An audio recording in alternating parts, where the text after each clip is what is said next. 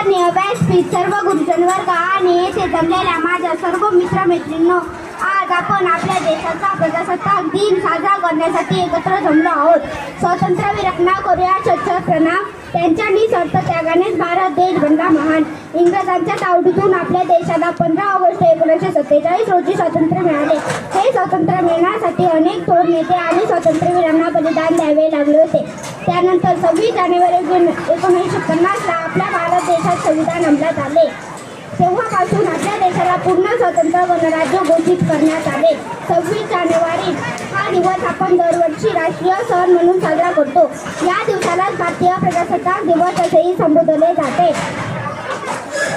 26 जानेवारी हा दिवस देशभरात भारताच्या राष्ट्रध्वजाचे आरोहण होऊन त्याला वंदना दिली जाते आणि आदर व्यक्त केला जातो.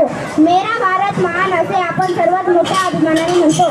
भारत ही माझी मातृभूमी आहे. भारतात गंगा, यमुना, सरस्वती, कावेरी, तापी, कृष्णा, गोदावरी या नद्या आहेत. उत्तरेला हिमालय आहे, दक्षिणेला हिंदी महासागर. धरतीवरचा स्वर्ग म्हणजे काश्मीर सुद्धा भारतातच आहे. भारताला महान संस्कृती लाभलेली आहे.